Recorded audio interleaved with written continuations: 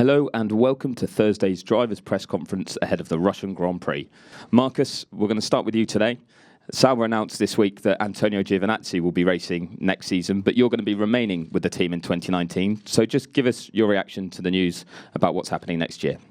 It was not good news for me, obviously. Still, I'm happy to be able to continue my relationship with the team. But then, let's see. I want to race still, so I'm looking at the different options on how to keep doing that. Looking in everything really, what I can do in what series and what it could be. But it's still a bit early. It's quite fresh, this news, so I need to look at my options. My goal is still to come back to Formula One. So I think for 2019, that's not gonna happen. But hopefully. After that, there will be possibilities to come back. So that's still the goal, to come back to Formula One. Yeah. Marcus, the confirmation that you would be reserve driver obviously followed pretty immediately after Sauber confirmed its driver lineup. So how much notice did you have? How aware were you that was coming? And did you have much opportunity to look at maybe Williams for next year or staying in F1 in a race role? Yeah, I think when Kimi signed, I think that was bad news for me. And then I was still hoping, but then obviously over the past weekend, I got the information that Antonio had signed in the other car. Me and my management, we were looking around a little bit, but we decided to continue with Sauber and the relationship there, which we think is important. And then, we go from there, basically. Sergey, we're going to move on to you next. You raced here in what was GP2, but this will be your first Russian Grand Prix as a Formula One driver, so it must be a special weekend for you. It is. It's going to be special for sure. Obviously, being here almost every year since the F1 came here. I race here in GP2, but it's all quite different from being here as race Formula One driver. I can feel it already now. It's a lot of attention, a lot of support, which is very nice to feel as a driver. It's very nice to feel, especially in the situation we had this year. I try to get the best from it. I try to get the energy from it and keep going. So it is a pleasure to be here to race in front of the home crowd. That's the specifics of this weekend, but more generally, do you know what you'll be doing in 2019 yet? I have no guarantees right now, right here, but same time, not too much worried about the future, let's say. Valtteri, this was the scene of your first Formula One victory for Mercedes last year, so does it bring back special memories returning to Sochi? Definitely, I think you never forget the first time, so it was a good memory, and it will be nice to be back here. And it's been tracked normally.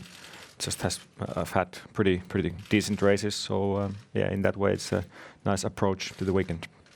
And you had more wins after this win here last year during last season, but 2017 was the last time you won a Grand Prix. How do you go about turning that around this weekend?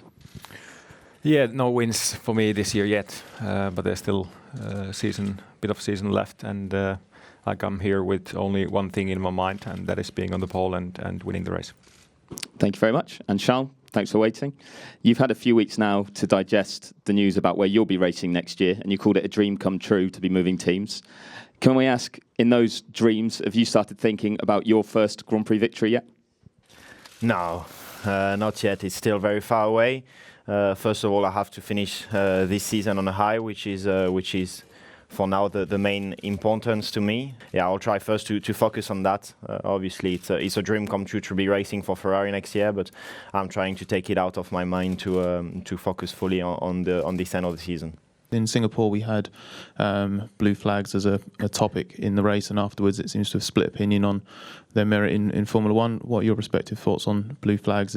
Should they be dropped, or do they still have a place? Could it be implemented differently? Unfortunately, I don't think I have ever experienced it as a leading car, obviously. So I can imagine it's for leaders is as painful as it is for us, because it's one story when you're just finishing your race and you're not really fighting, but there are some other occasions when we're still fighting for positions, and for us it's quite painful to find a good and safe way for ourselves, first of all, to let the leading cars pass by.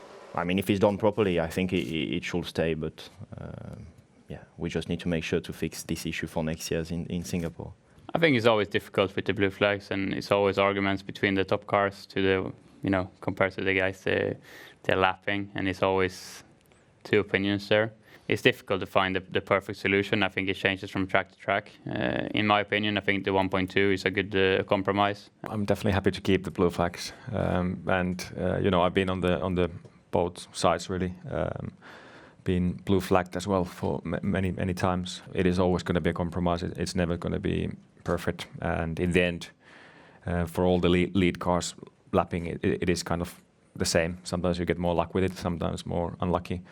That's how it goes. So yeah, I think for now it's fine.